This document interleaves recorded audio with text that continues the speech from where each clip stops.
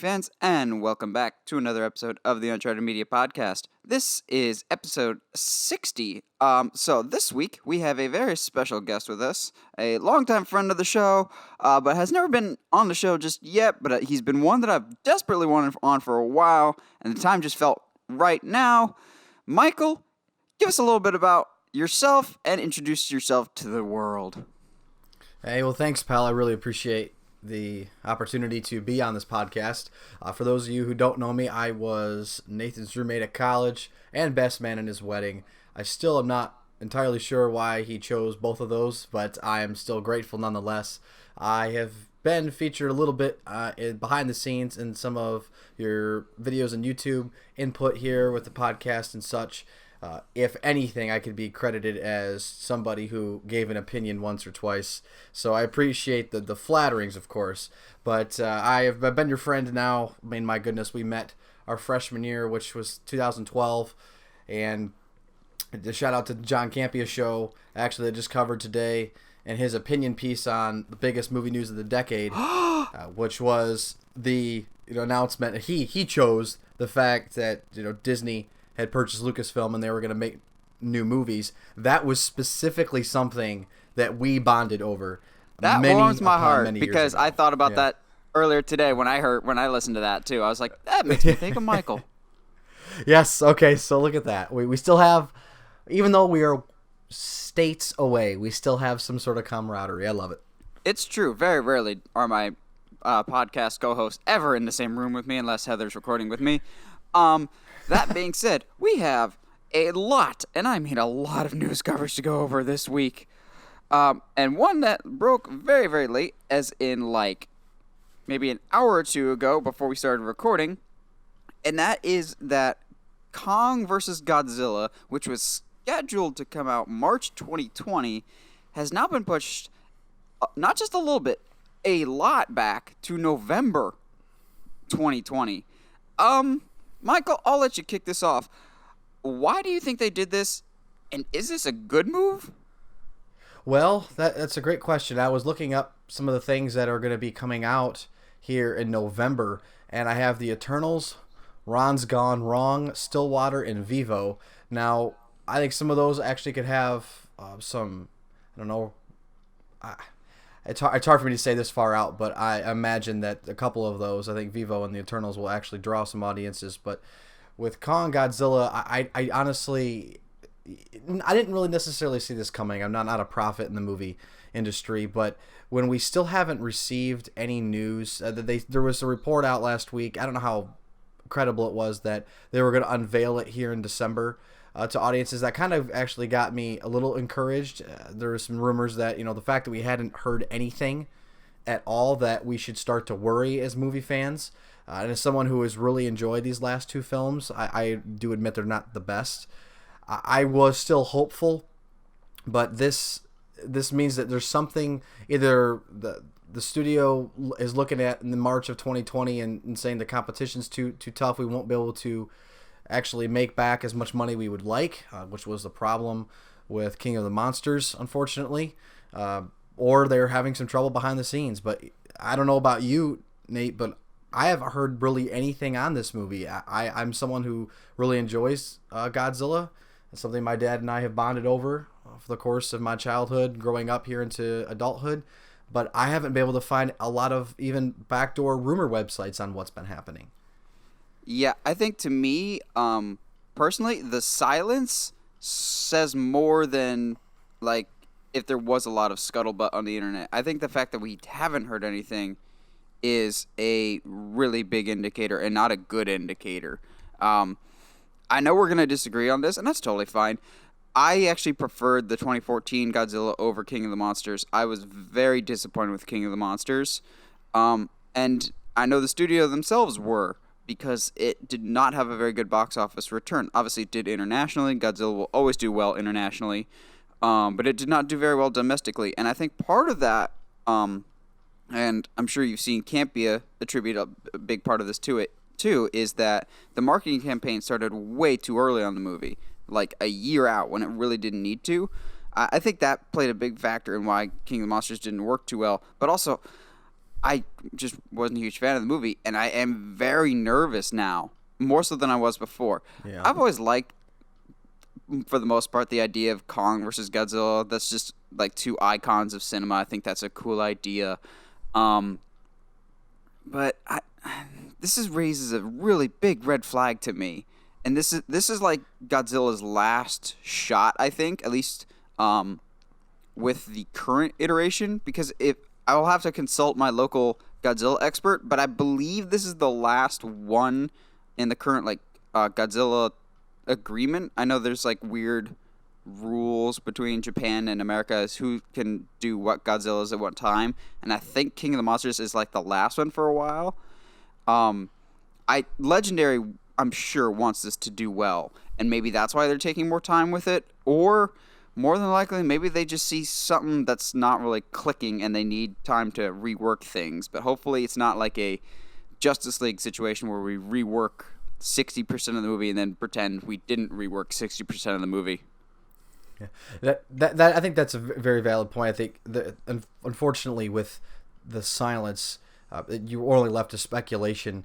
I am looking here at the March dates, so they're moving off Friday, March 13th. Now, what was coming a week later, which they very well might be looking at, the competition, Friday, March 20th has two heavy hitters with Milan and A Quiet Place Part 2. And A Quiet Place was a sleeper from, did it come out in 2018, I believe? Yes, it was my best movie of 2018, and we will be talking about A Quiet Place later, actually, for our discussion. Fantastic. I didn't even know that. Look at that. But then Milan, obviously, regardless of the quality, people are going to go see that in droves. So maybe they're looking at that saying that it's going to die really quickly, considering the lack of box office returns in the springtime, because both in 2014 and this year, both of the Godzilla films came out in the springtime and died very quickly in the box office domestically because of pretty good competition. And maybe moving it to November, where they're going to put it before Thanksgiving. Unfortunately, when I think of November, when it comes to film, I only think of Thanksgiving. I don't think of that lull period between all of the horror films that come out at the latter end of October and then the very first week of November. I don't think of anything that I would be interested in seeing. Now, putting Godzilla there could, for a couple weeks, give it its own legs. Maybe that's what they're going for. Thanksgiving, I'm just looking at it now. I'm actually really curious. For 2020, Thanksgiving is just as late, I believe, as it is this year. So it's 26. So it's still going to be pretty late.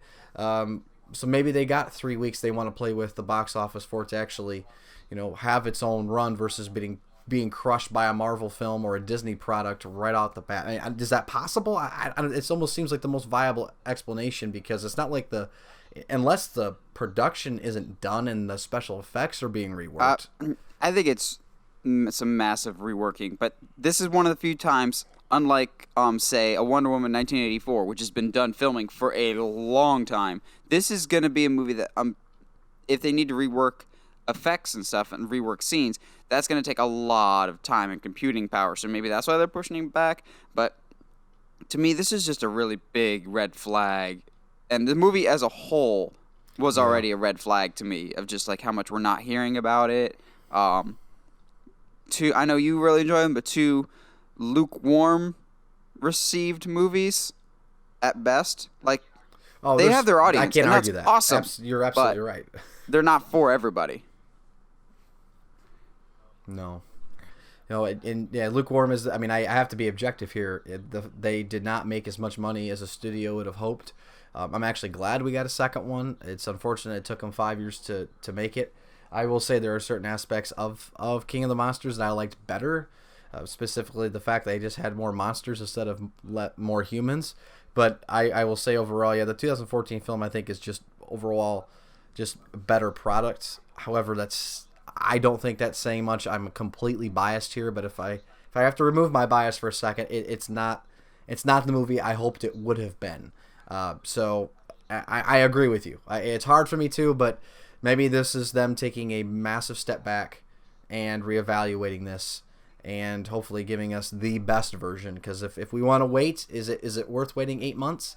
Well, I'd say yes, because we waited 5 years between the other two films. Well, speaking of taking a massive step back and rethinking the direction of things, we have Star Wars news, because if there's anything that you and I could talk about for a lifetime, it's Star Wars. So I think it's safe to say that whether you like them or not, the current Disney Star Wars movies have kind of been in a state of, I'm trying to always think of the best way to put it, of fan dividedness. Now, that's nothing new to Star Wars, but the general reception to some of the films, while good, has kind of fractured the fandom and at times feels a little directionless. And a lot of times the finger is pointed at Kathleen Kennedy, whose contract is up in 2021. Now, we don't know the fate of what she will have in store with her contract in the future, but it seems like slowly but surely we may or may not be getting a replacement for her in the next couple of years. Or if she's not being replaced, someone may be coming alongside to help guide the Star Wars franchise. And it's someone that has been making a big name, not just in the movie world, but also in the Star Wars world, with Jon Favreau. So, for those of you who don't know, Jon Favreau is one of the major creative forces behind the hit show The Mandalorian, along with Dave Filoni. So now it seems like we're getting some reports that Jon Favreau may be taking on a bigger role within Lucasfilm in terms of guiding the direction of the franchise going forward. I think this is exactly what Lucasfilm needs right now, and I fully believe that when Kathleen Kennedy leaves, and I believe she will leave in 2021, that Jon Favreau replaces her. And there's a lot of reasons why I think that. Not just with The Mandalorian, because obviously that's doing gangbusters for Disney Plus, and not only that, at a time when Star Wars is just really divided fans, there seems to be almost a unanimous consensus about The Mandalorian. I'm sure, spoiler alert, Baby Yoda contributes to that. But The Mandalorian, I've never seen something so positively received in the world of Star Wars, and it's kind of refreshing. But even take away The Mandalorian, Jon Favreau is honestly one of the best directors working today. Take this year's Lion King, which was kind of disappointing, out of the picture. He did the first Iron Man. He did Jungle Book. He's a really great director, but also he's already in the Disney family. He started the MCU with Iron Man, and he's been a part of it ever since. He's been a major creative force with Kevin Feige and the Russo brothers in the MCU in terms of piloting the direction. I think if they're bringing him into Lucasfilm, they're finally learning what direction they need to go and kind of, okay, yeah, maybe we need to right the ship here. Yeah, this move, it's not something I could have seen coming. I don't know if anyone would have maybe predicted this as far as Jon Favreau. But with Kathleen Kennedy, there seems to be some writing on the wall. I will say that The Force Awakens, George Lucas really kind of said it best when his reaction to it was, "I've seen it before." It is hardly anything new, but I loved that movie. It really did feel like Star Wars to me. The rest of the films I am definitely more divided on, but they have been a financial success, albeit from Solo, which did lose money, but I don't know if it would have lost money considering the directorial changes. I think if they kept the budget they were going to have, I think it was on track. But that was a reflection, unfortunately, on Kathleen Kennedy. But with that comes the fact that they've had some of the most successful films in film history. So I can't ever consider this a failure. The film, just the contents have been divisive. But at the bottom line, it's, are you bringing in money to the company? Are you increasing our revenue? That is what she has done, and that's what she was hired to do. And what I think after 2021, I absolutely expect her to hang it up and go back to doing what she has done for years as being the best producer in Hollywood. She is one of the best producers ever. She has worked with Spielberg for decades. She is a great name, just maybe not one that fits the world of Star Wars. And that's fine. You could have the greatest director in the world and have a world that just doesn't really work with their style, and maybe that's what's happening with Kathleen Kennedy. I think too often we poo-poo her, but we got to keep in mind she's still a good producer. It's just maybe not for Lucasfilm. Yes, and I can't speak to really what her job description was when she was hired. I will say, though, objectively, I don't care what the race or the gender is of anyone.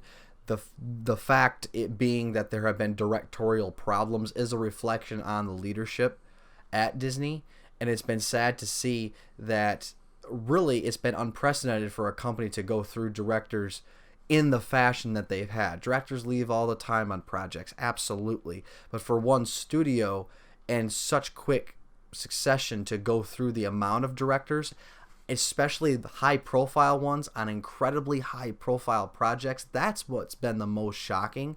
And for me, going back to even the issues with Rogue One, Tony Gilroy being brought in, it seemed like that was a domino effect, because it didn't seem to me right away to reflect the professionalism that I would expect with Disney, because for all their other studios, you don't necessarily see that happening. In other companies, you don't see that happening. Why is it happening here? Unfortunately, there's a common denominator. I cannot put the blame all on one person, but it still is a reflection on leadership, or the lack thereof, I think, in this case. So I'm very encouraged. All of that to say, I'm very encouraged to hear Jon Favreau would be taking possibly, it's all rumor, of course, taking this potential role.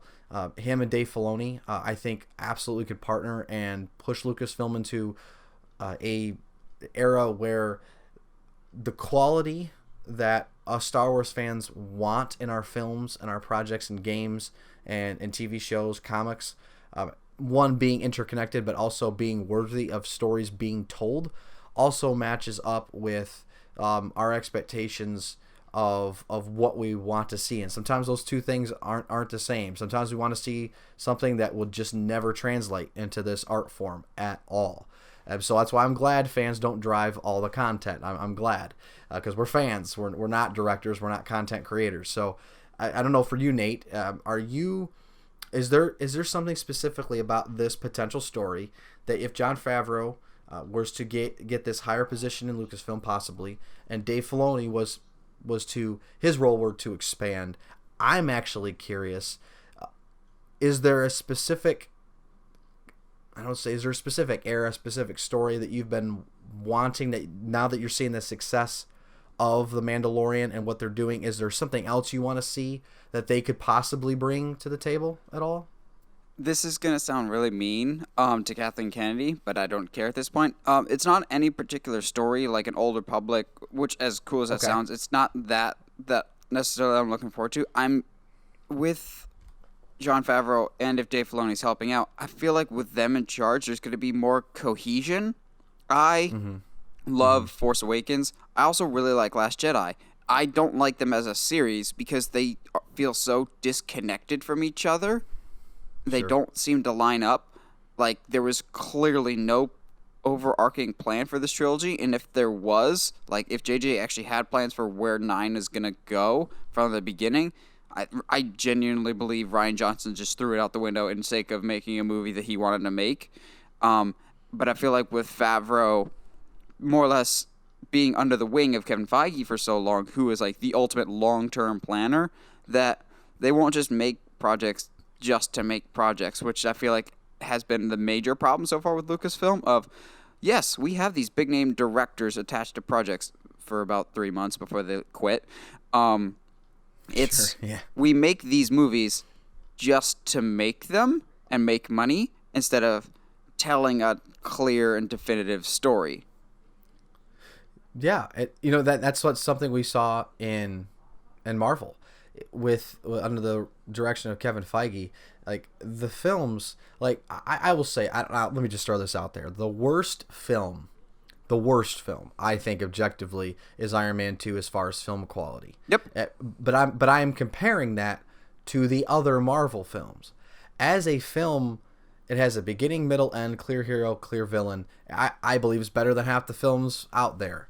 I don't think that's saying a whole lot, but when your worst film, in my opinion, is still made with and clear intention in mind, and has, like I said, a beginning, middle, end, and has everything set up, it tells a concise story.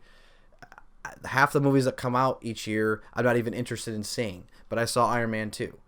So even when that connects and there's threads woven, listen, at the end of the day, these are business people. They want to make money. Money is something that translates to success. And if you can not manage to piss off a fan base, then you've done your job in both respects. So for Kathleen Kennedy, she's made money.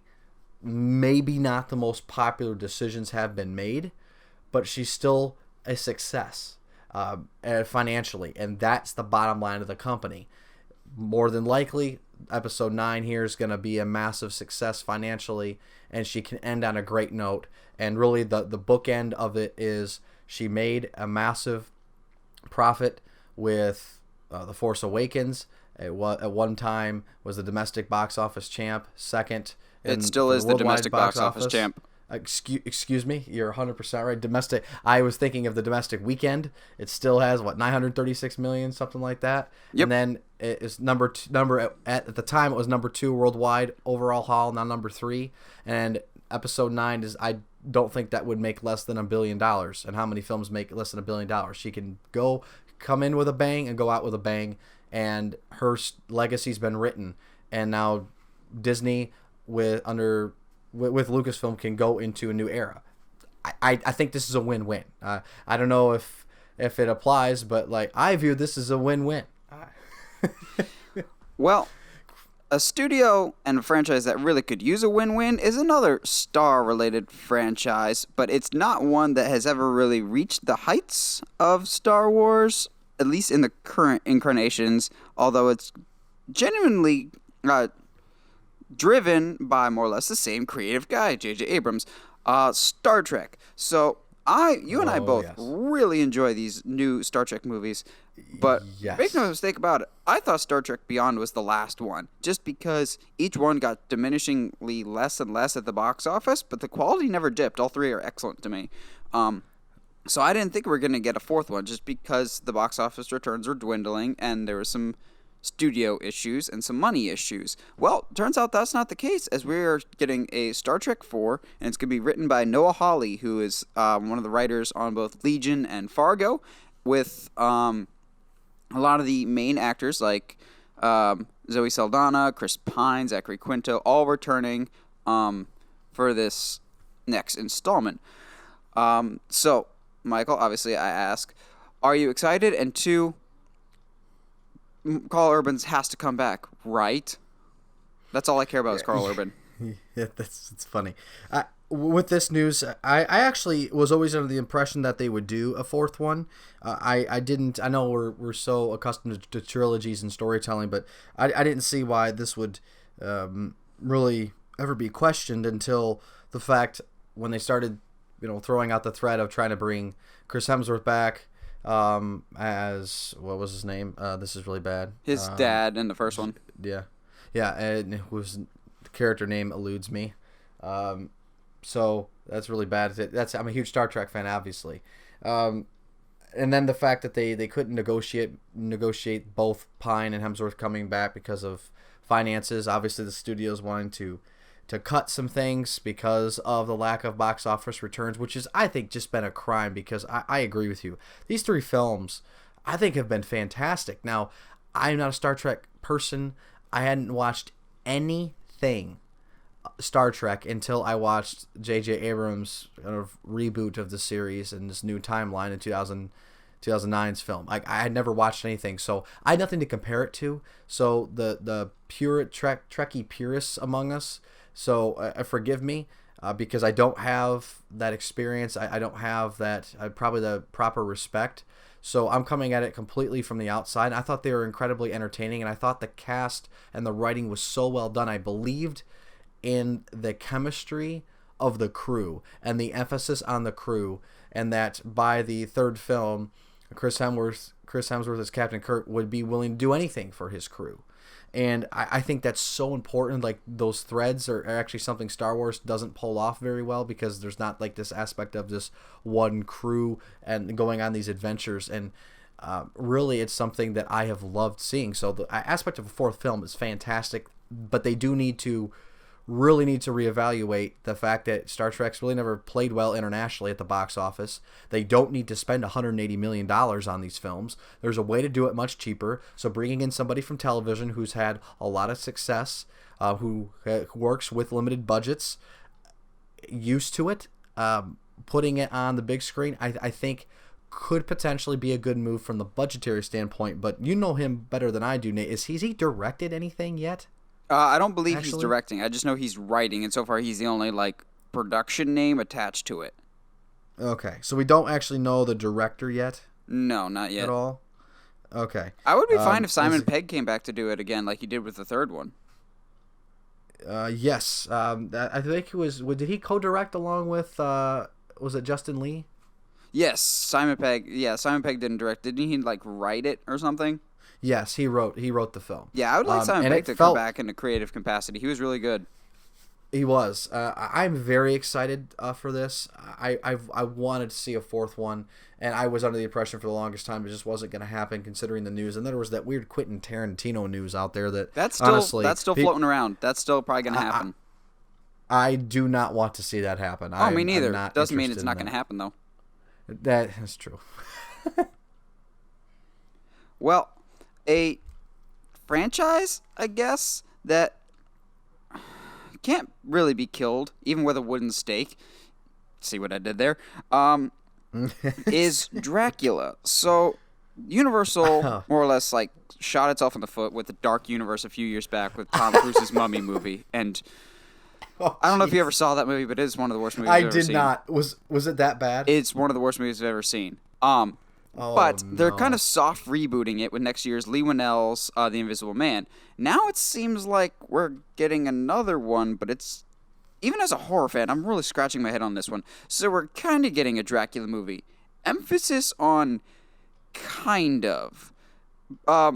So for this one, find someone older that grew up watching the black and white Universal monster movies, because they're genuinely the only person who's going to know this. We're getting a movie about Renfield. Who, you may ask, is Renfield? Renfield is Dracula's assistant in the original Universal Monsters black and white movie from 1932.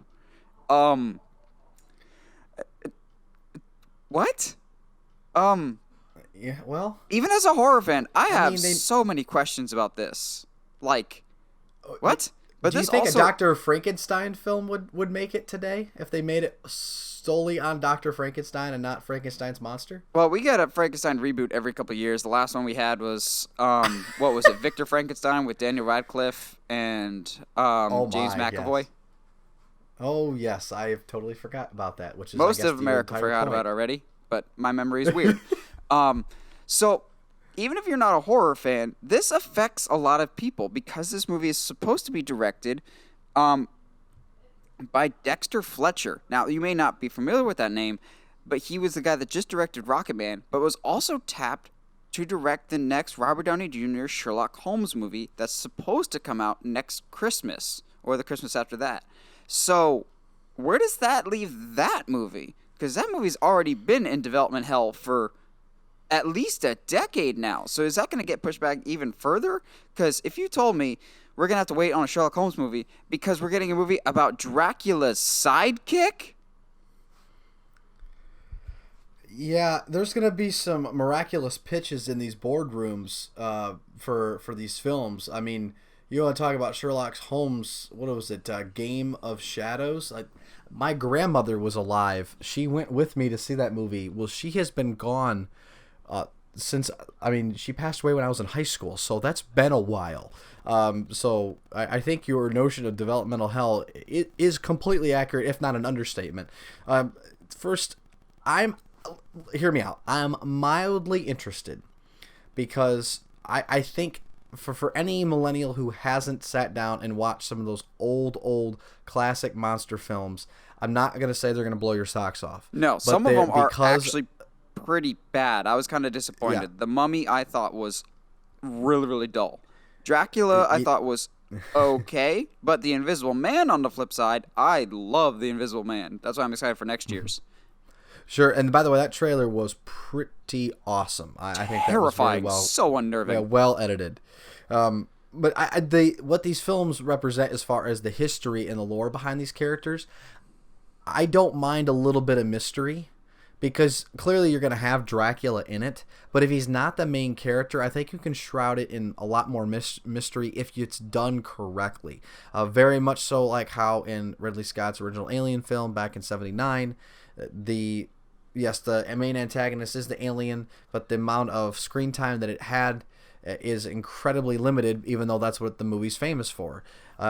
With this, if you can do what maybe Blumhouse Productions has done and captured this horror genre, but you're doing quality horror films. It's not these stupid tropes. It's not these slasher teen everyone is really, really horny type of films. Sorry if that's too graphic, but that is what a lot of the early 2000s were filled with. If there was not sex in your 2001, 2002 slasher horror film, no one would go and see it. Or Hoobastank. But now that we've kind of... Yeah, it's right. So now with these reboots, these newer properties coming in and making them for lower budgets, but doing quality horror films, I'm actually interested, objectively, to actually see something that, if you're going to take a classic monster film or monster character and you're going to maybe shroud it in a little mystery and you're going to focus on his henchmen, possibly, I think it could work. But you gotta do it on a low budget, and you've got to make it scary, because if you don't, it's one of those films that we're going to forget about in 10 seconds. That's very interesting that the non-horror fan is the one that's optimistic and the diehard horror fan is the one that's pessimistic. But that's why this works. I'm probably not going to go see it regardless. I probably will. To pitch it. Now, a movie that I am very much on the fence if I will see it or not, because I think the movie, from what we've heard, really misses the point of the character that it's supposed to be about. The Dwayne "The Rock" Johnson Black Adam movie, which has been in development hell just as long as Sherlock Holmes 2, it feels like. Supposedly it's going into production like July next year. And now we're getting some very interesting details that makes me very curious about not only the cast, but also the time frame. So there were some rumors not too long ago that Dr. Fate as well as Hawkman could show up in this Black Adam movie, which actually makes a lot of sense because for those of you who know the comics and even for those that don't, Black Adam is a very ancient character. Think like Brendan Fraser's Mummy, ancient, like kind of like an Arnold Vosloo's Mummy era. Like he reigned over Kahndaq. He's like an evil Shazam. And Dr. Fate is like DC's version of Doctor Strange, who's existed for thousands of years and works with like multiple dimensions. So he's ancient just like Black Adam, as is Hawkman, who is a character that dies and is reborn every couple hundred years as a new person. So he's been around for thousands of years. And now it seems like we're not just getting those two, but the rest of the group that they were members of, called the Justice Society of America, which, if that sounds like the Justice League, that's intentional. Justice Society is actually like Justice League before Justice League. So think like Peggy Carter era Agents of S.H.I.E.L.D. as opposed to modern day Nick Fury Agents of S.H.I.E.L.D. Like they're the same thing, but older roster members. One inspired the other. This makes me very curious. I've been very anti-Black Adam movie because everything I know about Black Adam, he is a villain through and through. But if you have the Justice Society, that kind of makes you think like the first Wonder Woman time frame. I really don't know what to make of this, but as someone that likes the Justice Society and they don't really get a whole lot of comic or airtime as opposed to like the real heavy hitters like the Justice League, I'm at least intrigued. Michael, how much do you know about the Justice Society? This is something that sounds interesting. Are you at all interested in the Black Adam movie, if it even is happening? Sure, I'm vaguely familiar with it. It's unreal how many films Dwayne "The Rock" Johnson's going to be in. And for him to specifically say all of this, I would be hard-pressed to say that he's just throwing it out there for fans, for hope. I will say, though, that the date of production of July of next year does sound like some sort of PR move to just say, give a little bit of details, get the fans excited, but let's just throw production way out there where they'll just forget what we said now come 8 months from now. Like it doesn't that does not instill a lot of confidence within me. However, from what I have been able to understand and research a little bit about the JSA, and specifically about Black Adam's character, I know he's had more of a resurgence here in this last few decades here in the comics, and more so as an anti-hero, not necessarily as a villain, but I know that he has always historically been a villain, but I don't know how you're going to put The Rock in a leading film and make him be a massive bad guy. I just don't see that. You're going to have to give him some sort of sympathy, I would imagine. I don't necessarily think that's the right move, but I don't see them going hardcore. He's going to be evil and sinister. He has too much charisma for him to be, I guess, quote unquote, wasted that way as an actor. But including some of these other members you've been talking about, I'm interested. I just have no idea what the purpose is, because from the very beginning, I don't know if DC has known its purpose in its storytelling. It has been chaotic at best, in my opinion. And with this, like, it sounds like a great idea. They made a lot of headway with Aquaman. They had a lot of redeeming things in Shazam. Wonder Woman was a massive success. So that's why everyone's all eyes on 1984 here in the spring. I get it. I totally get it. But that specific era, like, what's the timeline? Like, what's the story timeline for this? I mean, is Shazam supposed to show up in this film? Yeah, probably not in this one.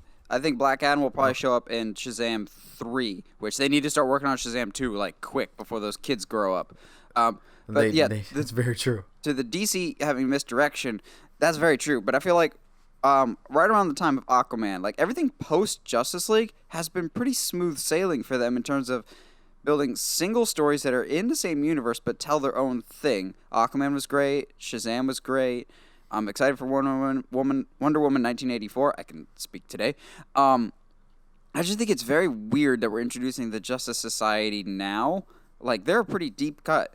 And if you tell me that we're going to get Jay Garrick Flash in a movie before Barry Allen Flash has his own movie, that's weird. Or, like, Alan Scott Green Lantern before we get another Green Lantern movie. Or just a whole bunch of these old school ones before, like, the current people. But maybe that's a good thing. Like, we still don't have a Flash movie, but we have a Shazam movie who's definitely more of an obscure character that the general population didn't know. Maybe it's a good thing that we're kind of going with these lesser known characters while we kind of figure out what we want to do with these big name characters, which actually segues us perfectly into our next discussion about Superman. Oh boy, it's the topic that never seems to die. Unfortunately, I don't know the future of Superman, and that makes me very, very sad as a Superman fan, as I believe the world needs him now more than ever. And my Superman was and always will be Henry Cavill. Say what you want about the movies that he's been in, but I think he perfectly embodies what Superman stands for, and he's just the spitting image of Superman. It's just a matter of putting him in a good movie. So Henry Cavill was recently actually asked about his status as the Man of Steel in Men's Health. And so here's more or less what he said. This is what the quote he gave. Man of Steel, a great starting point. If I were to go back, I don't think I'd change anything. Batman v Superman, very much a Batman movie, and I think that realm of darkness is great for a Batman movie. Justice League, it didn't work. I'm not just going to sit quietly in the dark as all this stuff is going on, Cavill says of the rumors. I've not given up on the role. There's a lot I have to give for Superman yet. A lot of storytelling to do. A lot of real, true depths to the honesty of the character I want to get into. I want to reflect the comic books. That's important to me. There's a lot of justice to be done for Superman. The status is, you'll see. These comments, while they sound really, really nice, I still think he's done. But I appreciate that he wants this. If he leaves as Superman, it is not his fault. And the failures of Superman up until this point, I don't think are Henry Cavill's fault in the slightest. Michael, do you think Henry Cavill is done as Superman? Or do you think there's any chance, especially now with J.J. Abrams potentially in charge of Warner Brothers, is there any chance he comes back as Superman in any capacity? Well, I guess given the landscape of film over the last year, and really this decade about superhero films interconnectedness. Would if I were to have asked you, 12 months ago, hey, do you think there's any chance Disney rehires James Gunn? I actually would have said yes. Well, okay, well there you go. In that aspect, I would say, in that same light, I'm going to say, interpretation wise, absolutely. There's no reason why they can't. As far as just pure like physics, logic, there isn't. Now you want to talk about continuations. I don't think that they're doing a full hardcore reboot. If they're gonna reboot this, it's gonna be soft. I think because of the star that they have in Jason Momoa and Gal Gadot as Wonder Woman. Say what you want about them, maybe in their films, but they were incredibly well received.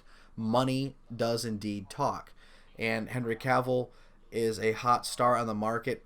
Why they would let him go and try to bring in somebody else? I would dare ask you, Nate, what other actor do you think that could replace him as Superman and still be a massive box office draw with the charisma and the physique? You can't just have no one playing him. It's a specific, a little bit of a typecast. Well, I don't think box office draw is a factor. When Henry Cavill was cast, he was not a box office draw. Well, he was a nobody when he was cast. He was that point. dude from The Immortals that lost out on being Superman in Superman Returns and lost out on being in James Bond.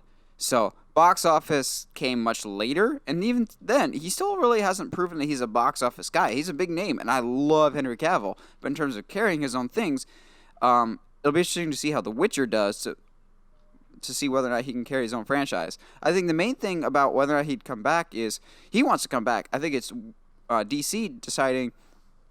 He's kind of linked forever with the Zack Snyder movies, which is a direction that they are trying to get away from.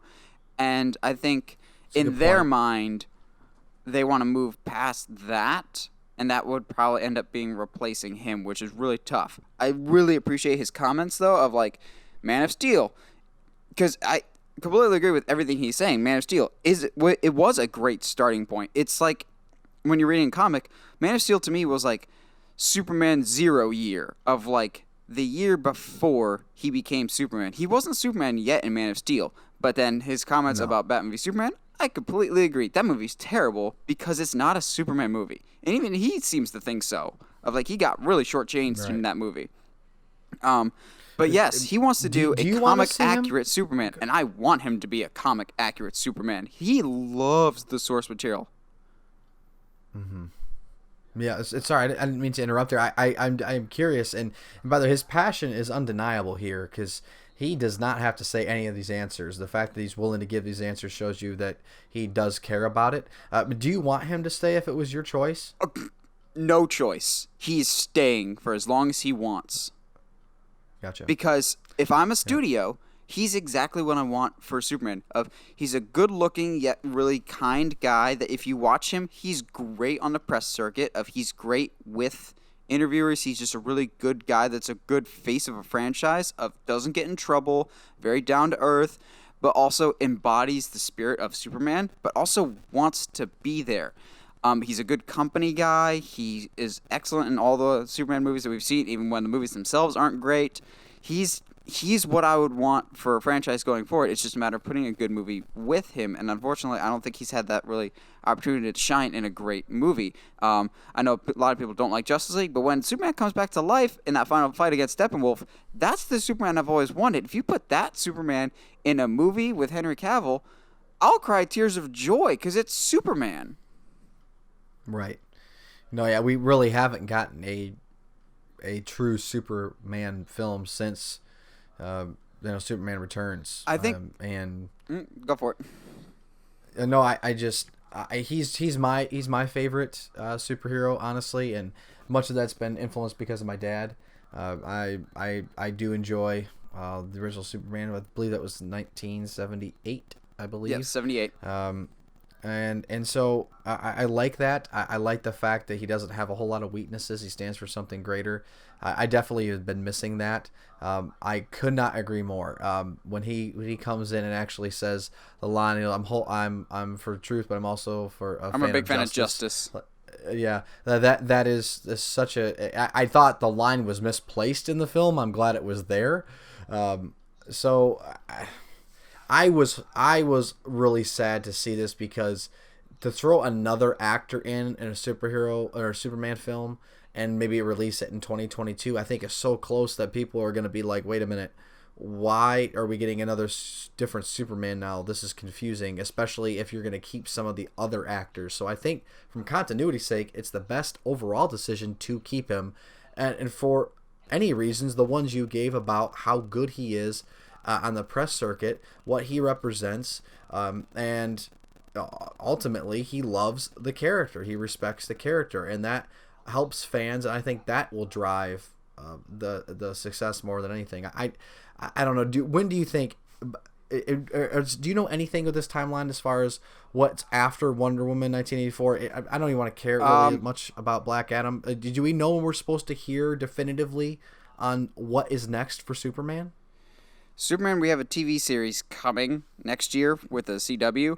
So, I will give Michael, as well as you listening at home, a little sneak peek into a episode that we're doing a few weeks from now, at the beginning of next year, something that I do every single year, predictions. I actually have a really big prediction for next year.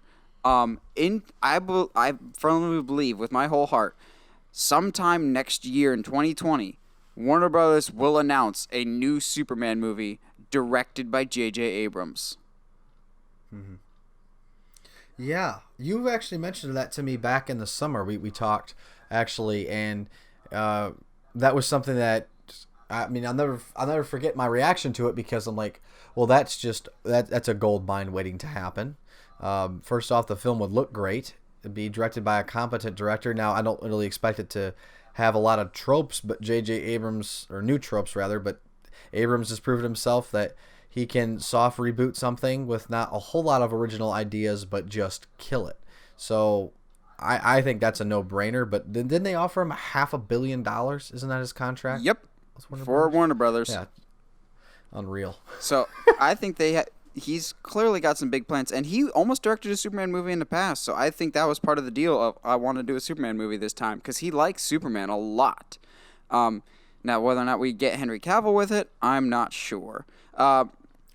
Now, for our last news topic of the day, we have another delay. And also, I'm very concerned about this one as well, because it seemingly comes out of nowhere. The King's Man, so the third installment in the Kingsman series, the trailers so far have looked awesome.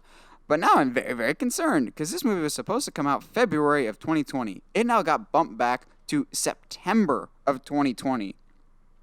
That's a major red flag to me. I know people didn't really like the second Kingsman nearly as much as the first one, but to me, these new trailers have looked really, really cool. I like that, at least from a prequel standpoint, it's set farther enough in the past that it's not going to conflict with the present day Kingsman stuff. So there are still stakes in the movie of people will die because you don't see them in the current timeline movies.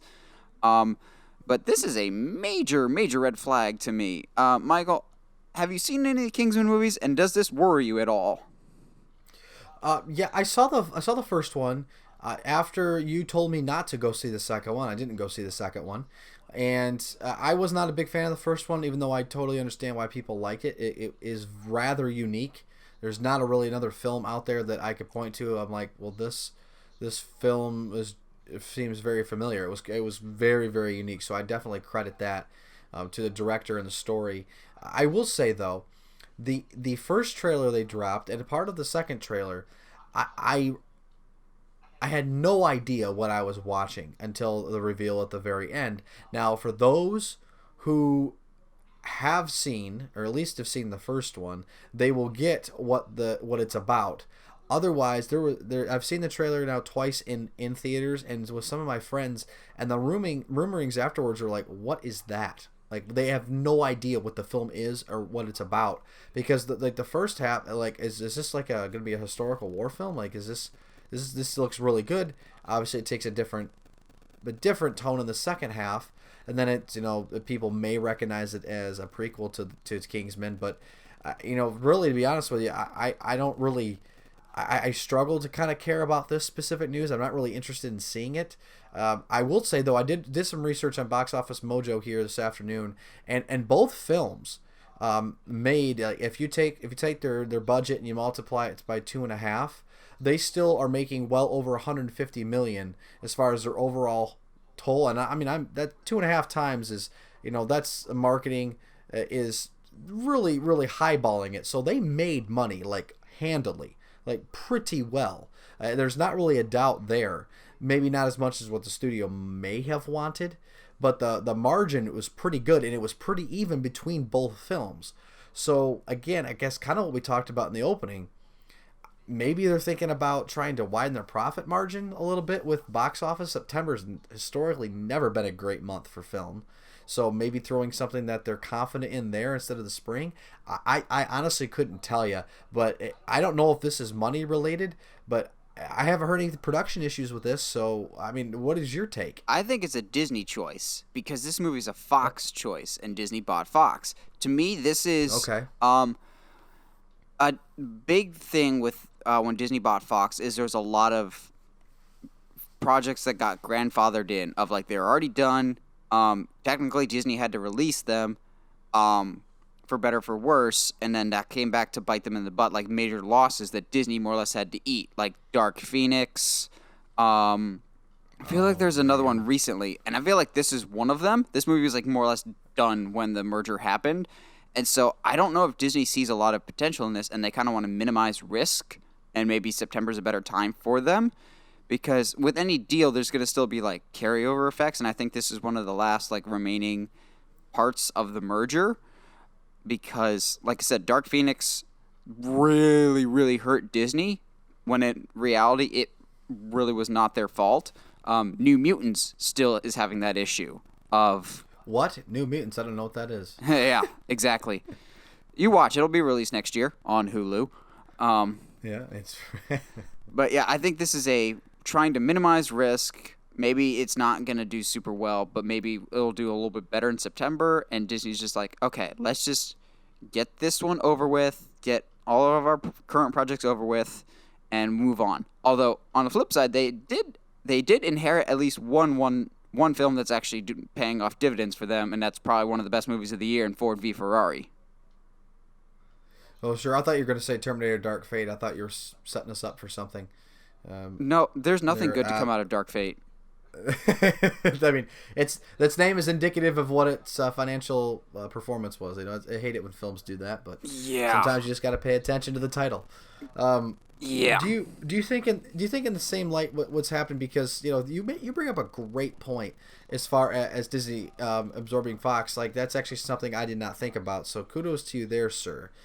Do you think other properties are gonna really be put on hold indefinitely? Like, for example, I'm a huge Alien fan.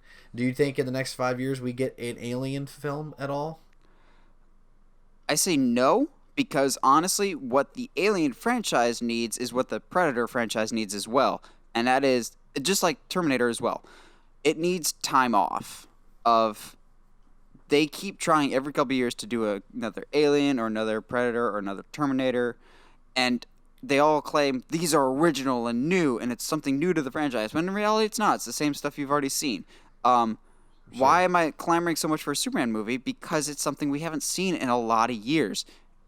You need to build that desire and anticipation for people to see it again. The reason why Terminator Dark Fate flopped is because people were sick of Terminator movies that were bad. It's not that the movie was bad. I've heard it's fine. It's not like Terminator Genisys, but it's not good. What Alien frankly needs is time on the bench for a little bit. Distance makes the hearts grow fonder. So you need distance from the franchise a little bit. Why do people get excited for Phantom Menace or Force Awakens? It's because the franchise was more or less dead for a while before you bring it back to life. Mm-hmm. No. Well, it's, hard to hear, but sometimes it's what needs to happen. Yeah. It is. I was really hoping that Neil Blomkamp didn't, crash and burn, and that they were really going to try to basically retcon Alien 3, get a Sigourney Weaver back, and use some de-aging technology, and kind of basically forget that Alien 3, Alien Resurrection ever happened, and basically not spit in the face of all of the Aliens fans out there who saw Hicks and Newt die. Like, I was really hoping that was going to happen, and instead, Ridley Scott releases one of the worst and most disappointing films I've seen in theaters, which was Alien Covenant. So Yeah, I missed out on that one entirely. It's not horrible, but I mean, it's a snoozer. It is something you could fall asleep to, unfortunately. But anyway, I wanted to ask you that because I know you give it to me straight. Unfortunately, it's such a soft spot in my heart. I love that franchise, but I believe I'll sulk. you do realize this is coming from a DC fan who we as a people are the kings and queens of patience. You're not wrong. You're not wrong. I could wait until 2030 or whatever until I see another Alien. Do you film. realize how long I've could. waited for any form of a live action Nightwing, and I'm finally getting some form of patience to pay off on that? Well, let's see. You're my age, so that's how many years? Too many, my friend. That's the answer. Yeah, too many. Well, that'll about do it for our main movie news. Before we transition into our main discussion, this week's episode is sponsored by Michael. Make something up for us. Well, here at in my house, I have some issues with foot fungus. And so what I do every single day is I like to make sure I step up my sock game. And my friends at Under Armour have some of the best running socks on the market. They're called UA Run Cushion 2.0s. And let me tell you, their technology that they use to wick away sweat and material, they have anti-odor technology in the soles of these socks. They're absolutely amazing. As somebody like me with poor circulation, I need socks that keep me warm, but also comfort my feet, along with not making the laundry become soiled after a couple washes. So for anyone out there who struggles with foot fungus, foot discomfort at all, I would recommend our friends at Under Armour and their product, the Run Cushion 2.0s. That is like the most professional sponsor ad we've ever done. I have them on right now, so that's the first thing I thought.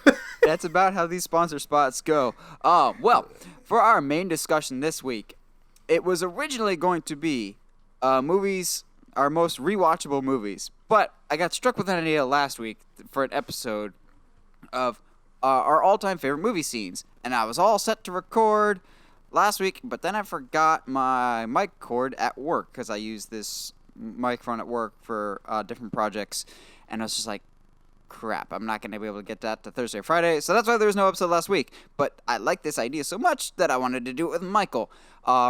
So Thanksgiving's right around the corner, so I guarantee we're going to be watching movies, and I'm sure some of our favorite movies have some of our favorite scenes, so that's what we're going to be talking about today. I'm going to start off right off the bat with probably the biggie, the biggest movie scene of 2019, and this will go down. Like, normally I like movies to pass in time a little bit before I consider them a classic.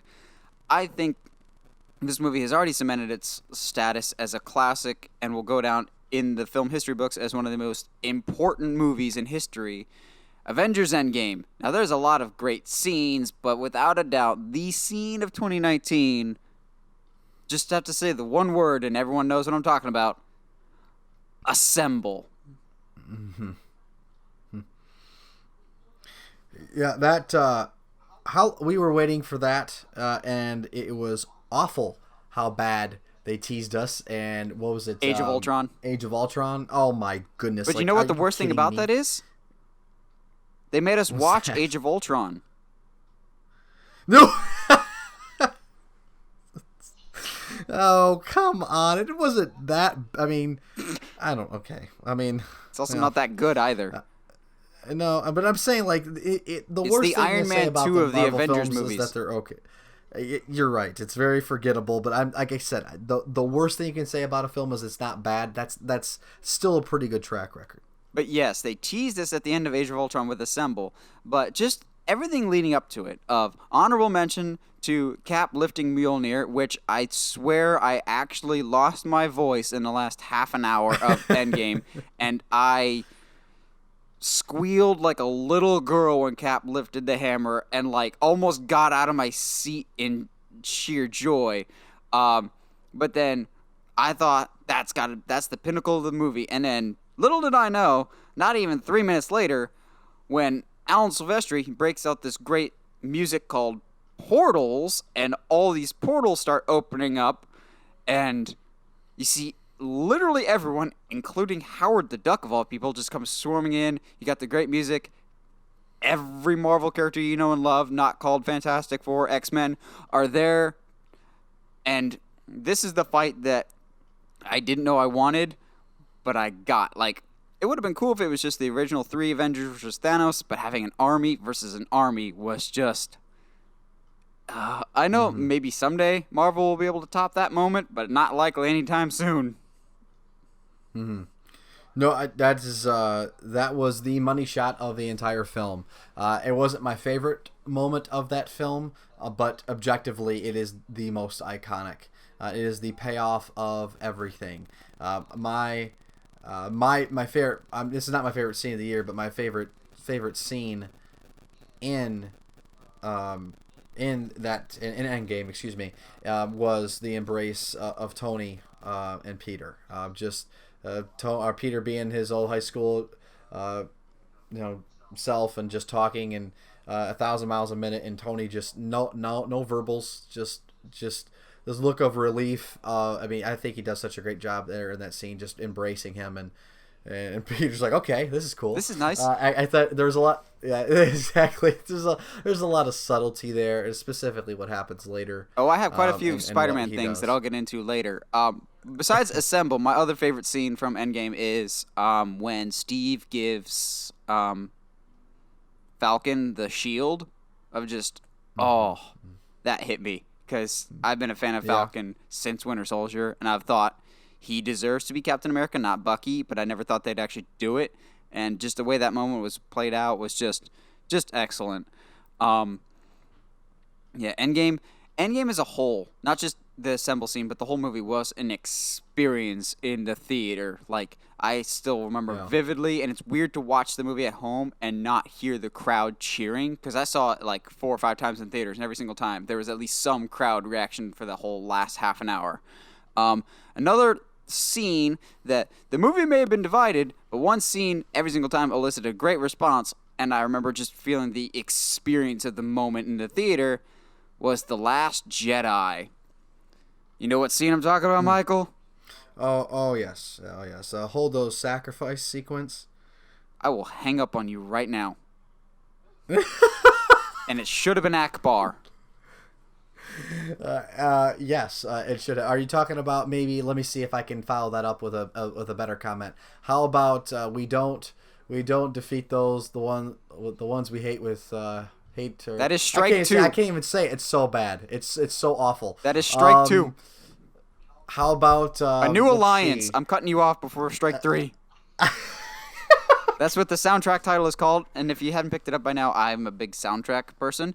That's how I relive movie moments and pick up on more story details. But the scene when Kylo Ren and Rey, brain farted on Rey's name for a second there, when the two of them finally team up, granted that's a moment that felt more like a Return of the Jedi type, not an Empire Strikes Back, for if you follow my train of thought. That being said, sure, my theater lost their minds when that happened. Same.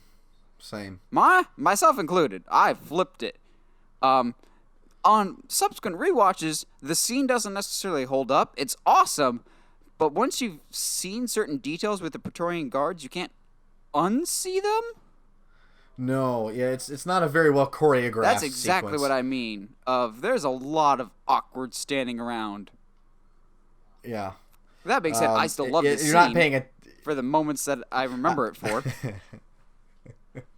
Well, it's funny. It worked this way. I actually wasn't kidding with Holdo's sacrifice, because I'm talking about the special effects, the sound design, and then the the sound visuals design of was her great, going through. at least. Yes, the whole theater gasped because of the lack of sound.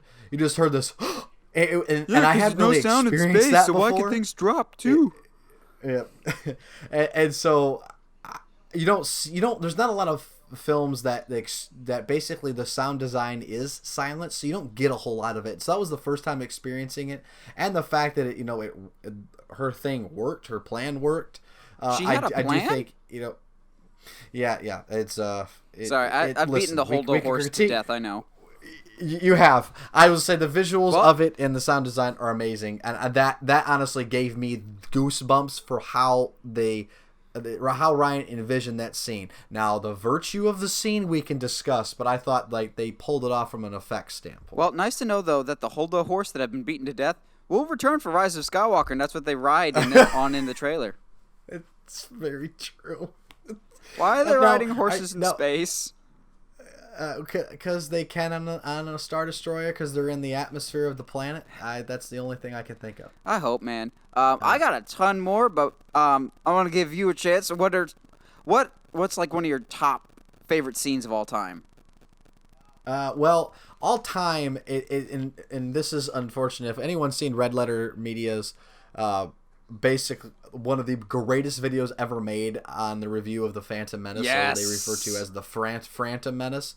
What's wrong is very with explicit, your face? So yeah, don't recommend it for anyone under 17. By the way, for the record, don't watch it if you're a kid, please. Yes, don't. But it does have good analysis. I will say that. It's an amazing analysis, and here's the problem, and this is why I'd say this now. Return of the Jedi was my favorite one growing up, but for Star Wars, I was that kid that didn't like The Empire Strikes Back because, quoting Red Letter Media's video, it was the most boringest one. Unfortunately that was the case, but Yoda's lesson to Luke when he fails to raise his X-Wing out of the swamp, and when Yoda goes and does it, and Luke is just flabbergasted, says, I don't believe it. And when Yoda says famously, that is why you fail. I truly believe that it's such a philosophical statement that transcends Star Wars. That's such a life application. It's a shame that that's not a focused on scene. I think because it's not done in a glamorous way. It's not focused on. They don't take an extra beat to linger on what Yoda said with a camera shot. They just transition to the next scene. But that is one of my favorite scenes because it really does. That was one of the moments after watching Empire again and appreciating it. I'm like, my goodness, this film and these films in general really do reach across the aisle outside of the screen and can give kids life lessons as well as opening up their minds and imaginations to basically the infinite. And so that's one of my favorite scenes of all time. If I could, really, it's hard to top that. If I could, actually, that piggybacks me perfectly to one that I was going to talk about later, but this is a perfect segue now. Sure. Of the fight in Last Jedi is not my favorite Star Wars movie, favorite Star Wars moment by any stretch. It's not my favorite scene. It's up there, but my favorite scene, some people may think it's Duel of the Fates from Phantom Menace, but that's certainly up there. But mine is a strong character scene. I like good character work in movies, and it's a scene that as I get older I love more and more. Just for the cinematography, the action, it's so well done. And it's from Return of the Jedi, the final fight between Vader and Luke. Yeah. Just the tension, but more specifically, from when Luke is hiding on to the end of the fight is, I think, the best moment in all of Star Wars, of when Luke's face is half in shadow, half in light because he's conflicted, and Vader says something to the extent of just like, if you won't be turned, what about your sister? And then Luke snaps, and without even seeing his face under the mask, you could actually see the fear in Vader because of the quick head turn of, uh-oh, I done goofed it, Aaron. And seeing the sheer rage of Luke. I love that there's no choreography. It's just unbridled rage from Luke, just snapping and just breaking on Vader, and then cuts off Vader's hand, and then he looks down and sees his own hand. It's the prophecy fulfilled from the cave in Empire Strikes Back of, you have become your father.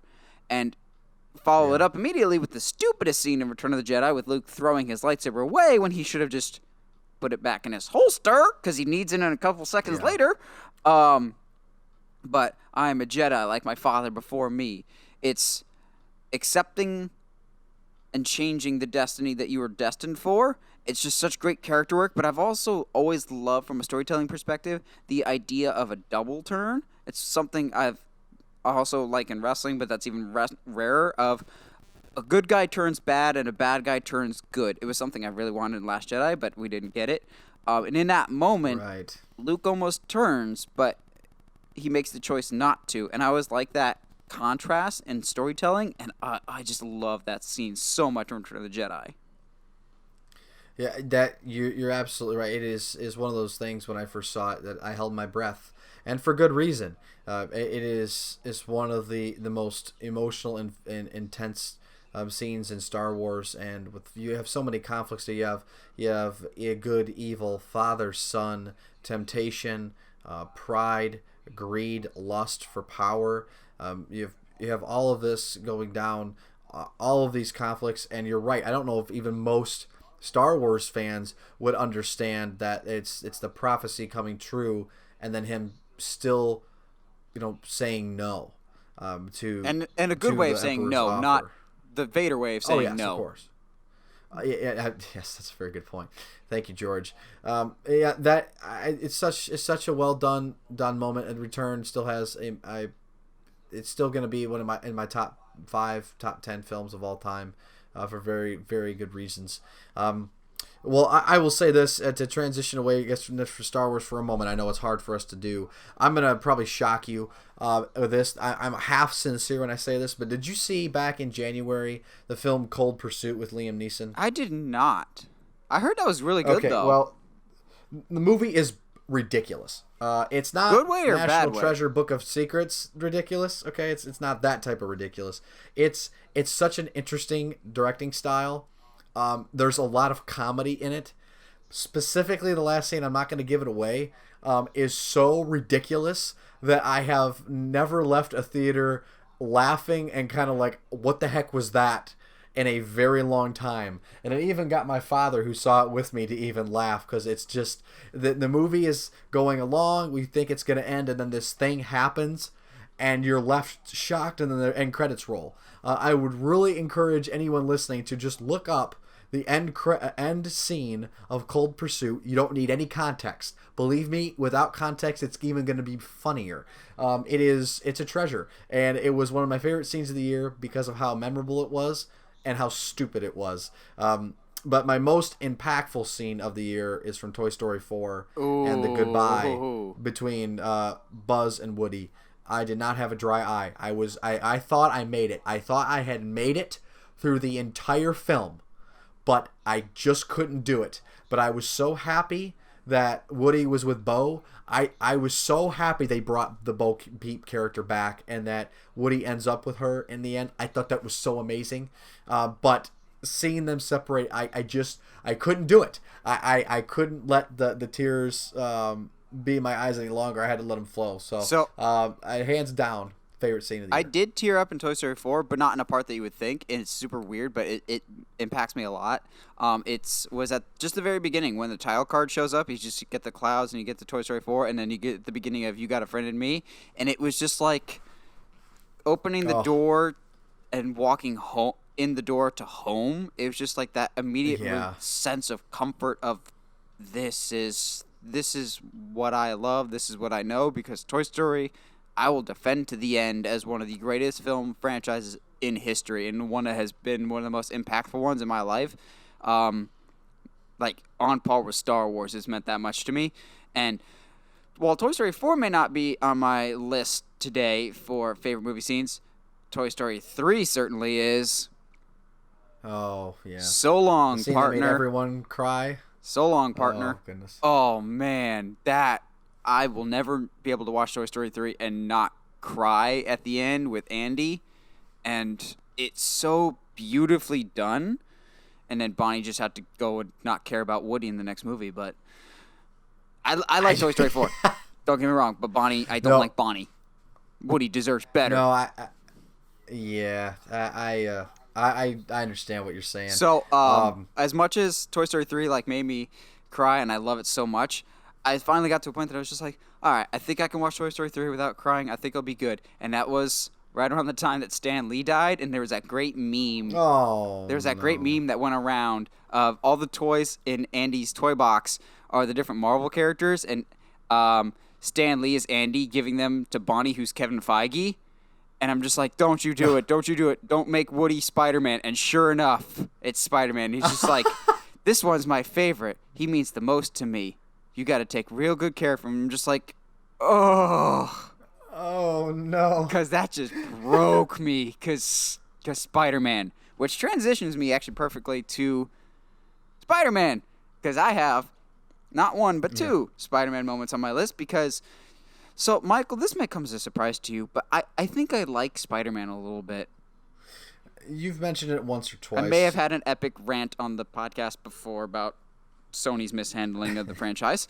But there are two moments, both in the MCU, because the MCU has handled Spider-Man pretty well, that just really speak to the Spider-Man fan of me, but also the character work fan of me. First of all, one of the scenes that always comes to mind is Spider-Man's introduction in Captain America Civil War. In under 3 minutes, you have completely made me forget about all the previous Spider-Mans and got me to care about this Spider-Man by nailing the essence of the character. We meet this normal, somewhat handsome, but at the same time average-looking Peter Parker who is coming home with a keyboard that he found while dumpster diving because he can't afford the stuff and technology that he wants. If you look at his desktop, he's got this old, really beat-up old computer that he clearly got from Goodwill or something, which is absolutely Peter. He's just a good, kind-hearted person. He's talking to Mr. Stark about his day. He's just like, I was having a good day and everything. Math test, nailed it. Of just like the common problems that he's experiencing, but also the sense of responsibility that he has. And he nails it on the head when he's just like, I would love to join the football team, but I couldn't before I got the power, so I can't now because that wouldn't be right. And I'm just like, yes, that's so right. It's just, I've had issue with some of the later Spider-Mans. Far From Home, I'm still kind of mixed in my response to it. But his first introduction was that's Spider-Man. Of when you have the things that, when you have the abilities that I do and you don't act on them when the bad things happen, it's your fault. Which is more or less alluding to Uncle Ben, which still has never been addressed. But it nailed the essence of Spider-Man, which is something that I care so deeply about. But it's not my favorite Spider-Man movie, even in the MCU. It's, to me, one of my all-time favorite scenes, not just in Spider-Man, but in the MCU entirely. Yes, I was cheering when Cap lifted the hammer, but in terms of emotional resonance, the scene that stuck with me more was in Spider-Man Homecoming, when Vulture drops the rubble on Spider-Man, and he looks like he's going to die. Oh, yeah. I grew up reading a lot of Spider-Man comics, and there's one famous panel where Doc Ock drops a big machine on him while Aunt May's in the hospital. I think maybe high fever or something like that, and he thinks he can't lift it. And so I always wanted to see that. And the way that they did it in the scene, it's not Spider-Man's biggest moment. It's Peter Parker's best moment. In that moment, it's a 16-year-old boy that thinks he's going to die, and he's screaming and literally crying for help because he's like, I can't do this. And as much as I hate Tony Stark at times, it was kind of cool that he's the one talking in his ear of, if you're nothing without out the suit, then you shouldn't have it. And then he just has a, come on, Spider-Man. I'm not going to lie. I teared up when that moment happened because it's just like, that's character work. That's Spider-Man that we know and love. And when he starts to lift it, you get the classic do-do-do-do-do-do. And I'm just, yes, Spider-Man, do it. Go punch Michael Keaton in the face. Go climb tall buildings. Do your thing. You know, that scene as well, it didn't get me to tear up, but I had the feels, and those are two really well scenes. You know what? Very well written and well directed and incredibly well acted for that matter. You're actually I was replaying the Civil War scene in my mind. You know what? You're right. There's a lot of stuff that subconsciously I think that people pick up on. I didn't even notice anything about the keyboard, dumpster diving, or assuming anything about his desktop. I was too glued to the actors on screen. Or even if you look at the phone he's using a very old, like, BlackBerry type phone too, because he can't afford a current phone. Yeah, that's all the stuff, and I'm assuming how much you love the character. That stuff you're going to notice. I think those scenes work very, very well. He is quickly becoming my favorite in the universe. I still enjoy Thor because of what they've done with his character, but I really, really like those two choices. Not something that would be on my list.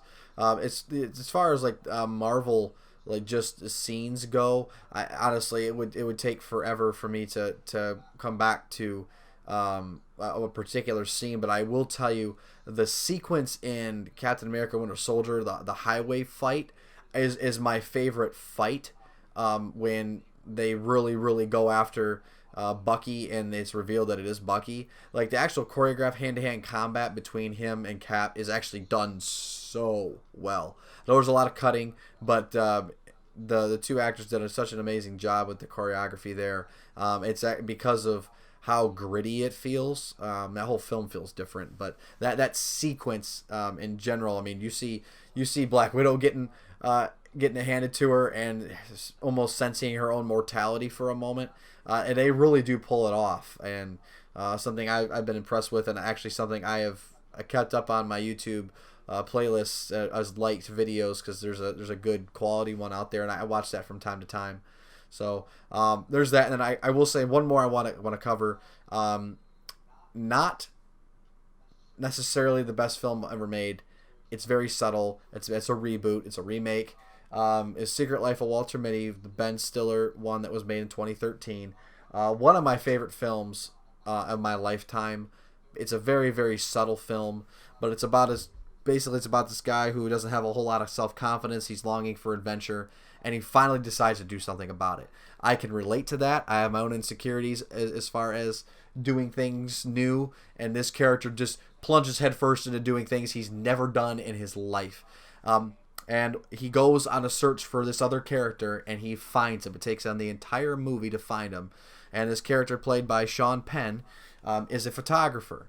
And he's a photographer that works for Time magazine, and he's known for these famous shots of animals, uncontacted tribes, landscapes, natural like weather phenomena, all these things. And he's willing to, in this film, he's known as a legend that he'd go and do anything just to get this one shot. Well, Ben Stiller's character, Walter Mitty, finally catches up to him in the Himalayan mountains and finds him. And Sean Penn's character tells him, "What are you doing here?" And he goes, "Well, I came here to find you. And I wanted to know what you're going to be shooting." And he tells him what he's going to be shooting, and he finds it. And instead of taking the shot with the camera, he just lets the opportunity pass him by. And Walter Mitty, Ben Stiller's like, "What are you doing? Like this is that shot. Why aren't you doing it?" And he says, "Sometimes you just have to experience it. Sometimes you just have to let it be." And it's one of those things in life that, with a very connected culture that we're in, when it comes to smartphones and just technology in general, we say it all the time, is that I rather spending a lot of my time looking up than looking down, referring to my phone. And in that movie, they just captured that this was such an important thing that he just lets this animal that he was going to photograph, this mountain lion, he just lets it go by out of range. And he had a perfect shot lined up. It gets in focus, and he just doesn't take it. And it's just one of those things of appreciating things with your own eyes, with yourself, and not filtering it through something else. I mean, I'm definitely reading a lot more into it, I think. But it had an impact on me. I encourage anyone out there, Secret Life of Walter Mitty, Ben Stiller, you will not waste your time. I think it's a good film. Yeah, I quite enjoy the movie. One genre in particular that really always stands out to me, that always, if done well, scenes I'm sure leave an impact on me, are sports movies. And I actually have quite a few on my list. So this may come as a shock to you, but I only just recently saw this movie, but I had seen the scene numerous times. from Miracle. Oh yes, okay. That was the Josh Lucas? Oh no, that's Glory Road. Miracle is the hockey one with Kurt Russell. Oh, excuse me. Yes, okay. With its its most famous scene, who do you play for? When they got destroyed in a game, coach is more or less having them run suicides, which as a basketball player, those are awful. I hated suicides. Oh yes. But they're basically running suicides for hours upon hours to the point that the ice rink manager has already left the building, and it's just awful. They're not a cohesive team yet, but after hours and hours of running, one of the players speaks up, says their name, and Kurt Russell's character, who's the coach, is just like, who do you play for? I play for the USA. And in that moment, you're just like, America. And it's just like, I'm not even a hockey fan, but I'm like, I want to play some hockey now. That's just awesome. I would be hard-pressed to talk about sports scenes that are great without talking about one of the best, Rocky Balboa, the character as well as the movie. Yeah. There's no way that Rocky 6 should have been as good as it was. Rocky Balboa, I'll be perfectly honest, is my favorite in the entire franchise. And a big part of that has to do with a scene where he gives his son, Robert, the speech about life. It ain't about how hard you hit. It's about how hard you can get hit. Let me tell you something you already know. I remember the whole thing. Let me tell you something you already know. I do know the whole thing. There's a couple speeches. There's another one that I'm going to give later because I know that by heart too. Let me tell you something you already know. The world ain't all sunshine and rainbows. It's a very mean and nasty place, and I don't care how tough you are, it'll beat you to your knees and keep you there permanently if you let it. But it ain't about how hard you hit. It's about how hard you can get hit, how much you can take before you keep moving forward. How much you can take, keep moving forward. That's how winning is done. And just he goes on about you take accountability. You don't let people stick a finger in your face and blame you for this, that, or the other thing. And it's just, holy crap, Sylvester Stallone acted his butt off in that scene. And it's still to this day one of like the single most inspirational scenes that you will find in any sports movie. And it's just so powerful. And it's always like on people's list of like inspirational scenes. And it's just, that was one of the main scenes that got me into Rocky. I love the franchise. It's just so good. It's so inspirational to life in general. Quick honorable mention. Invincible, the football movie with Mark Wahlberg. The whole movie as a whole is pretty straightforward sports inspirational movie. But there's a scene when Mark Wahlberg's character's kind of butting heads with some of his family, that they're kind of jealous of where he's gotten, and he's like, they're afraid I forget what the context of it, but it's like the mud football scene, and that to me is like, that's football. That's, take out the rules, take out everything else, you're just playing for the love of the game, and I'm like, that was really, it's a scene that like doesn't fit with the rest of the movie, and maybe that's why I think it works so well, because it doesn't feel like a stereotypical sports movie moment. But my last, in terms of sports movies, comes from one of my favorite films of all time. It's one of my top 5, and it's also right up there in terms of the most criminally underrated movies. I don't know if you saw this one. I believe I showed it to you way back when. The Mighty Ducks? Warrior. Oh, yes. Yes, you did show that to me when we were in college. I hadn't watched it, and you basically looked at me like I had robbed a bank, and then we watched it. I will defend Warrior and sing its praise every single day, but the scene in particular that stands out to me, and I can never get through it without at least shedding at least one tear, is the final round of the fight. So basically, spoilers for the movie that's like 8 or 9 years old now. But basically, there's this big UFC tournament, and in the finals, it's two estranged brothers that have really fallen out of contact. There's a lot of backstory to it. But one of them is fighting for his family, and the other one is fighting for someone else's family. So you're kind of rooting for both, but there's one that you root for a little bit more than the other. But throughout the fight, they've kind of been working through their familial issues by literally beating the crap out of each other, like brothers do. And in the final round, one of the characters in the previous round had gotten his shoulder like popped out of socket, so he's more or less out of commission, but like his eyes are like swelling in pain, but he can't quit because he cares about that family that he's trying to provide the money for. And so he's more or less fighting with one arm at that point, and he gets put in a submission really, really easy. So the brother is just pounding on him, telling him, "You need to tap. It's okay.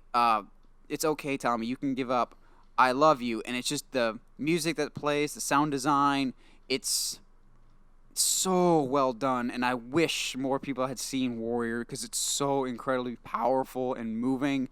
It's one of the few fight movies that I don't care about the fights because I care about the drama that's happening between the characters, and the interpersonal relationships are so well done. And almost everyone in the movie has gone on to bigger and better things now. Like Joel Edgerton is a big name now. Tom Hardy obviously is Tom Hardy.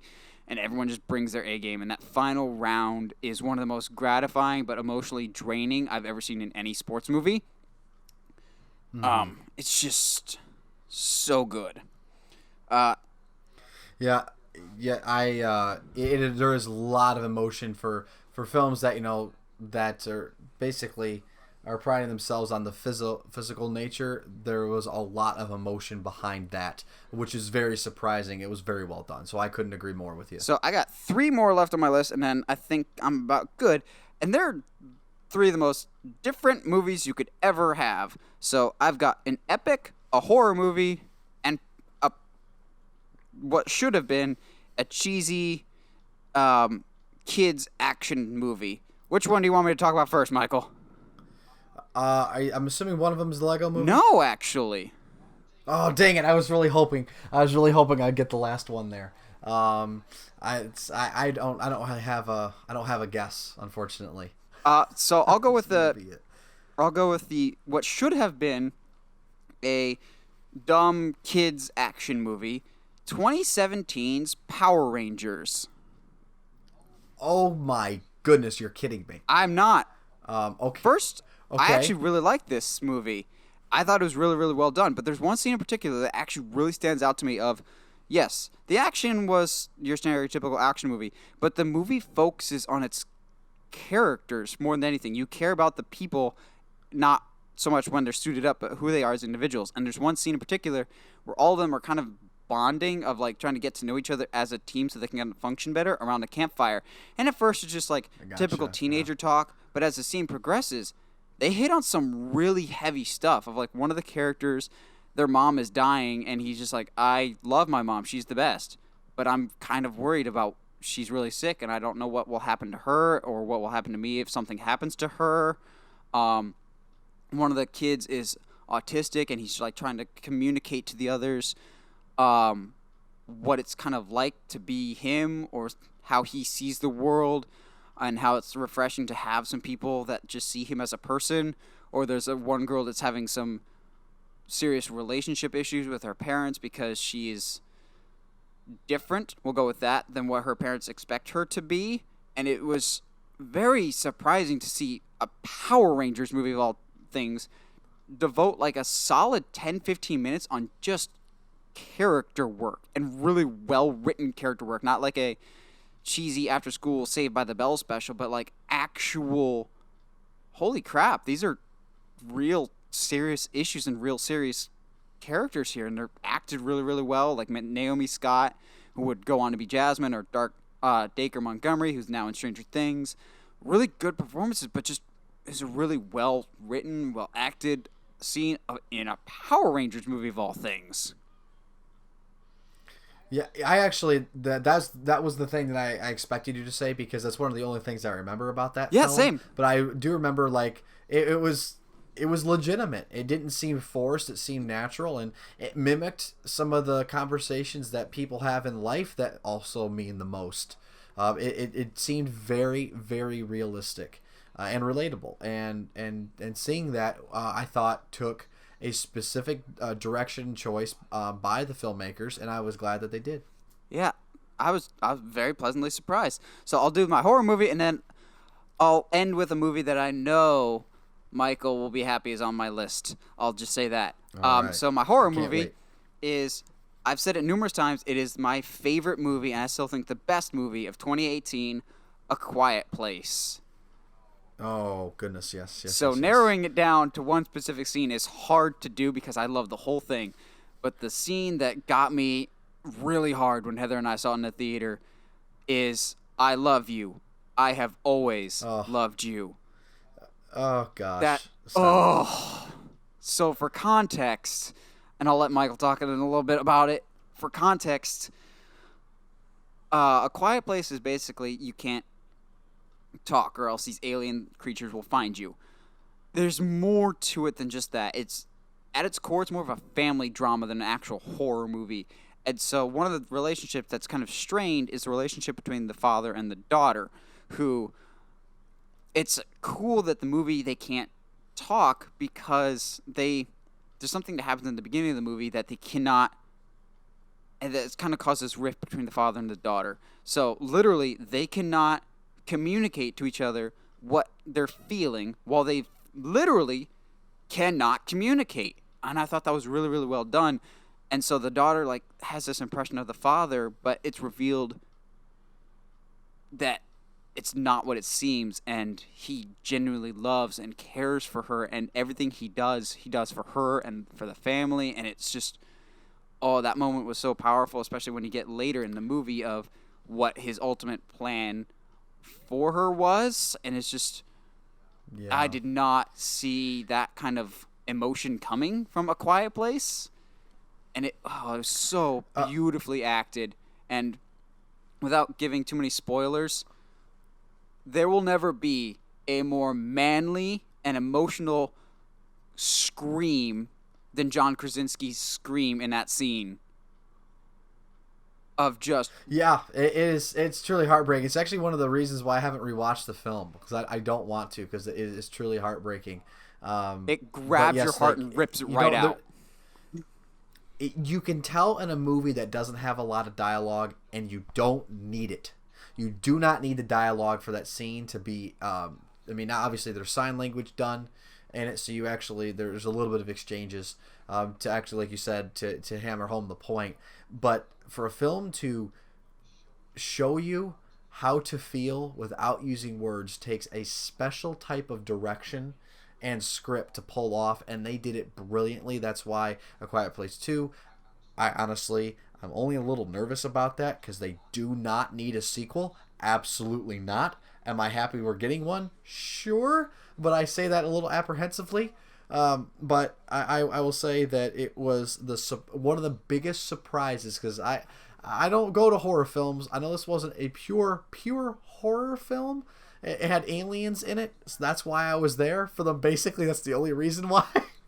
And it turned out to be one of the best theater experiences because of just how literally quiet. Like, people were afraid to breathe. I felt. Oh yeah, my theater was great in too. that movie. So yeah, I couldn't agree more with you, man. And in fact, I don't want to rewatch that anytime soon. If I do, it's going to be with people who haven't seen it before, because it's not one of those feel good movies. Yeah, and not to get like too deep into it, but I recently had a discussion with somebody that they're just like, I thought the movie was just okay, but I want to know why you think so much about the scene. And without getting like too philosophical or religious, I was just like, I always think of the father figure in that movie as a representation of a godlike figure, and the daughter as a human, and that relationship there is a plan. Sometimes we just don't need to know what the plan is, but there is a plan. Mm-hmm. And that the father is willing to sacrifice everything for that plan and for us. So it was just like, that hits hard. Oh, and you know what? You're absolutely right. And the fact that because even there was a possible transgression from the daughter, it did not stop the father from continuing to love the daughter through action, not just from afar, but through his dedication and the side project. Again, no spoilers. The side project that he was working on, it never stopped him from doing that. And you're right. Just because we didn't know doesn't mean that stuff's not happening. And unwilling and willing to lay down his life. That's the biggest sacrifice and biggest expression of love for all. Yep. So my last one also has some form of a deeper meaning to it. From one of both mine and Michael's favorite movies of all time, Return of the King. Oh no. But It may not be the Break out scene the that people tissues. think. Return of the King is one of my favorite movies just for its large, grand action scenes. Like the Battle of Gondor is one of the greatest battles in movie history. But it also has great quiet moments. And I need to reiterate that this scene is not actually in the theatrical cut. It's only in the extended cut. No. And it is Yeah. one of the best acted and one of the most calming scenes on this side of Shawshank Redemption, I think. The scene in question is in the middle of the Battle of Gondor. And it's either Merry or Pippin. I always get them mixed up. And he turns to Gandalf, and who he's already had plenty of interesting confrontations with because he's kind of an idiot. And he's like, I didn't think it would end this way. And Gandalf, completely calm, just looks at him and goes, End? Oh, this isn't the end. Death is just another path, one that we all must take. The gray rain curtain of this world rolls back, and it all turns to silver glass, and then you see it. White shores, into a swift sunrise. And then he's just like, that doesn't sound so bad. No, it isn't. And it's just that calm and that serene in the middle of all the just absolute mayhem and chaos. Just the fact that they could share this little moment of there is some hope at the end of the tunnel, no matter how dark it is. Yeah, I couldn't agree more. And just for the record, I don't mean to stick out. That's the Battle of Minas Tirith, and that is with Pippin. I knew somebody was going to correct me. You're the more the diehard than I am. Sorry, I had to do that. Feel free. It is one of the most impactful scenes in all of Lord of the Rings, at least for the films. It is something that is a subtle reminder of the fact that he describes death just as another path. It's not an end. It is truly remarkable. It's great to be able to credit that to Tolkien and his religious backgrounds and a lot of the imagery he puts in for sure. Another thing that I think is fantastic about that, as you said, it's just the quietness. It's the juxtaposition of they are surrounded by chaos, but they can still have this beautiful moment. And you see Pippin going from despair to kind of like this peaceful acceptance that if this was the path, that it somehow would be okay. And for a lot of us who are confronted with that reality on a weekly, monthly basis, it is a reminder that if you are at any point, if you can relate to that religiously, it's not despair, it's not complete sorrow or grief. Yes, those are phases, those are stages of it, of course, but that's not the end. So I wonderful choice, because I knew that's what you were going to say for the record. When you said Return of the King, I went, yep, I know where he's going with this. You know me so well. Yeah. Well, what do you guys think? What are some of your all-time favorite movie scenes? Let us know in the comments below. We always love hearing from you guys.